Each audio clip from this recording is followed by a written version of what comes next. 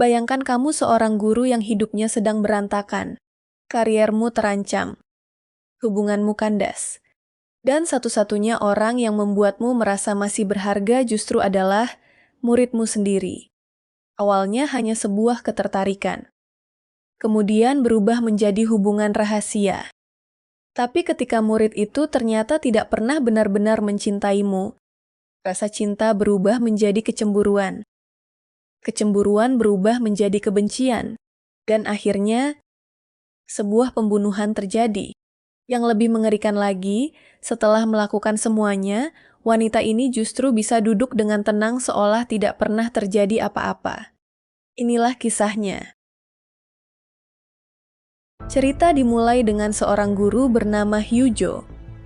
Hyujo sebenarnya bukan orang yang punya kehidupan sempurna. Dia bekerja sebagai guru dan hidup bersama kekasihnya, Sangwoo. Sementara itu, salah satu muridnya bernama Jaeha memiliki bakat besar dalam bidang tari. Masalahnya, kondisi ekonomi keluarga Jaeha cukup sulit. Dia bahkan tidak mampu mengikuti kelas tari tambahan. Jadi kalau ingin berkembang, Jaeha hanya bisa berlatih sendiri di gedung olahraga sekolah.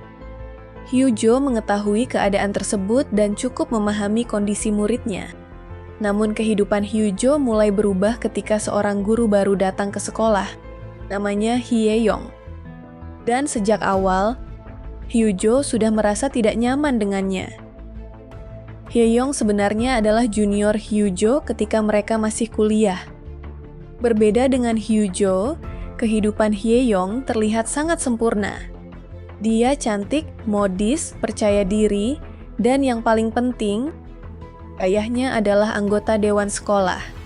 Karena itulah kedatangannya langsung mendapatkan perlakuan istimewa. Bahkan tanpa harus berjuang dari bawah seperti guru lainnya, Hye-yong langsung mendapatkan posisi sebagai guru tetap. Bagi Hyujo, ini terasa sangat tidak adil. Dia sudah bekerja keras. Tapi Hye-yong seperti mendapatkan semuanya dengan mudah. Dan sejak saat itu, rasa iri mulai tumbuh.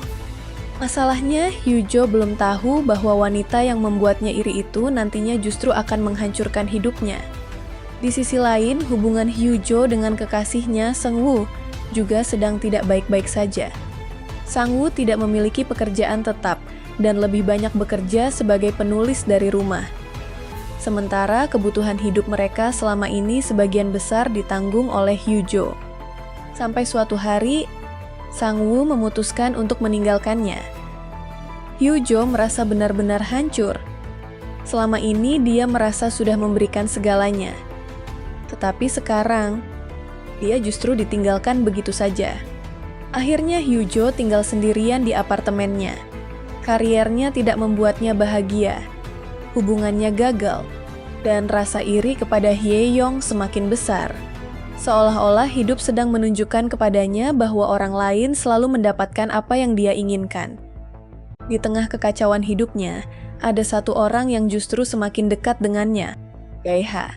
Suatu malam, Hyujo menemukan Jaeha sedang mabuk di gedung olahraga sekolah.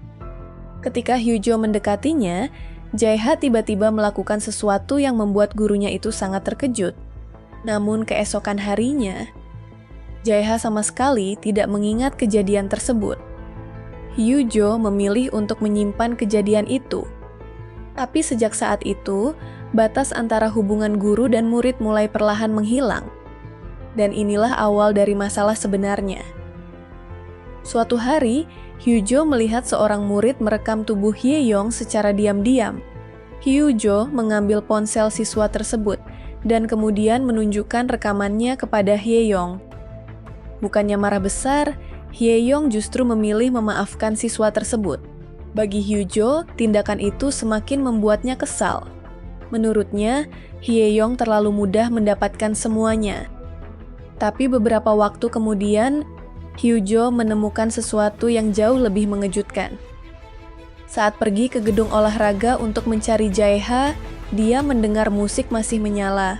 Namun Jaeha tidak terlihat. Hyujo kemudian mencari ke bagian belakang gedung. Dan di sanalah dia melihat sesuatu yang seharusnya tidak pernah dia ketahui.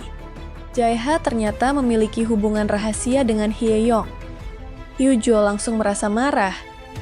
Bukan hanya karena Jaeha adalah muridnya, tetapi karena orang yang terlibat adalah Hye-yong, wanita yang selama ini dia benci.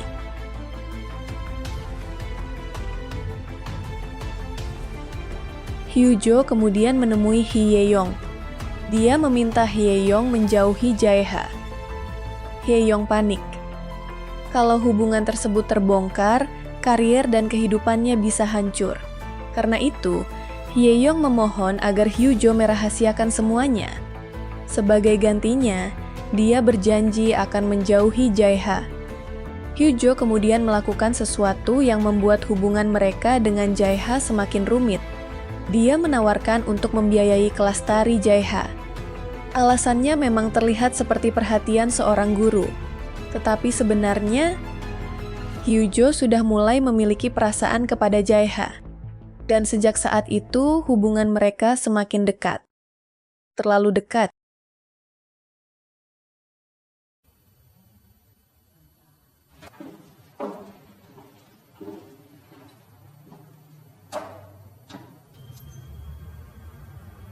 Suatu malam, Jaeha bahkan menginap di apartemen Hyujo. Hyujo yang sedang berada dalam kondisi emosional akhirnya semakin kehilangan batas. Hubungan mereka berubah menjadi hubungan terlarang. Dan sejak malam itu, Hyujo semakin yakin bahwa Jaeha memiliki perasaan yang sama kepadanya. Padahal, dia tidak tahu bahwa dirinya sedang masuk ke dalam permainan yang jauh lebih berbahaya. Hubungan rahasia itu terus berlangsung. Bahkan ketika berada di sekolah, mereka masih diam-diam bertemu. Hyujo mulai benar-benar jatuh cinta. Masalahnya, Jaeha ternyata masih memikirkan Hye-yong. Hari perlombaan tiba. Hyujo datang untuk melihat Jaeha tampil. Namun bukannya merasa bangga, dia justru melihat sesuatu yang membuat hatinya sakit. Tatapan Jaeha ternyata lebih banyak tertuju kepada Hye-yong. Setelah pertandingan selesai, Hyujo mencari Jaeha.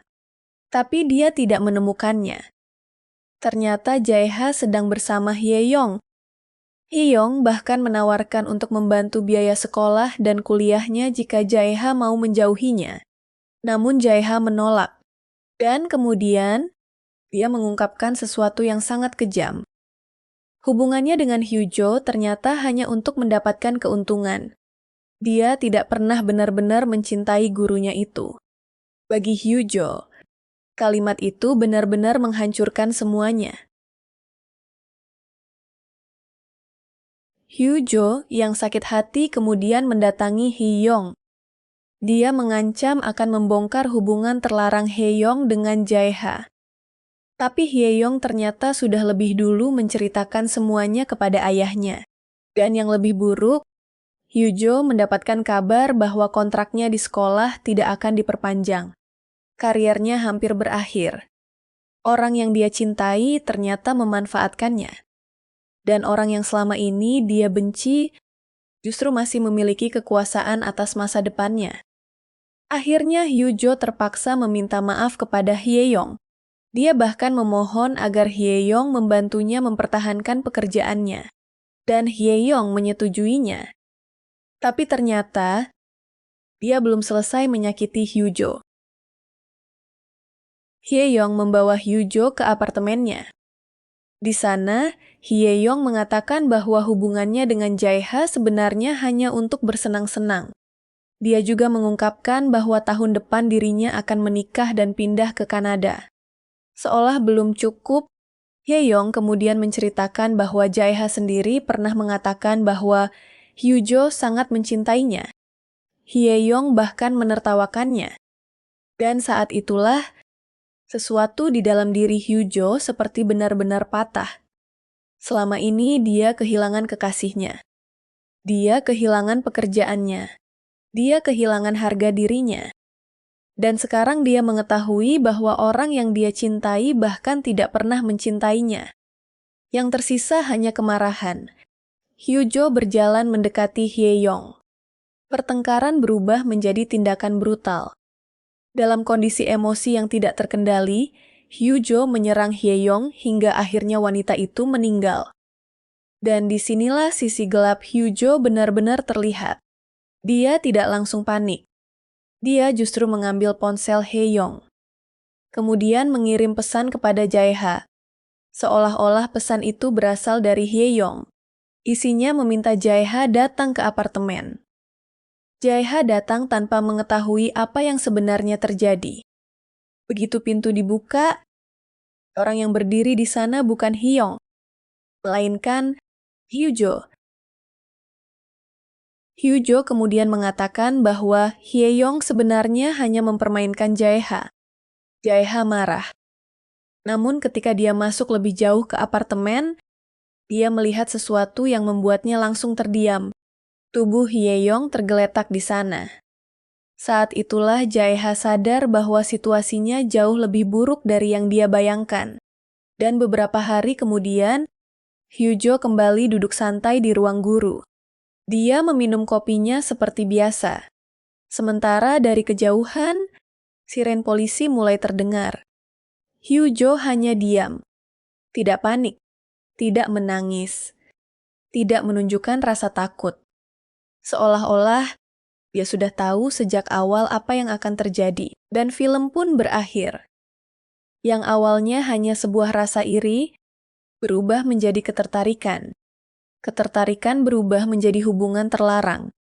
Hubungan berubah menjadi cinta sepihak. Dan ketika cinta itu hancur, semuanya berubah menjadi kebencian. Film ini memperlihatkan bagaimana seseorang yang merasa kehilangan kendali atas hidupnya bisa membuat keputusan yang semakin buruk ketika emosi mulai menguasai pikirannya. Dan yang paling mengerikan, kadang orang tidak menjadi monster dalam satu malam. Mereka berubah sedikit demi sedikit. Satu keputusan buruk, kemudian keputusan buruk berikutnya, sampai akhirnya tidak ada jalan untuk kembali. Nah, itu tadi alur filmnya. Menurut kalian, apakah Hyujo sejak awal memang sudah memiliki sisi gelap? Atau justru keadaan, rasa iri, dan rasa sakit hati yang membuatnya berubah seperti itu? Kalau kalian suka alur cerita film thriller psikologis, perselingkuhan, hubungan terlarang, dan film dengan ending yang bikin kepikiran, jangan lupa like, subscribe, dan share. Tulis juga di komentar. Kalau kalian berada di posisi Hyujo, apakah kalian akan membalas dendam atau memilih pergi? Sampai jumpa di cerita film berikutnya. Bye-bye!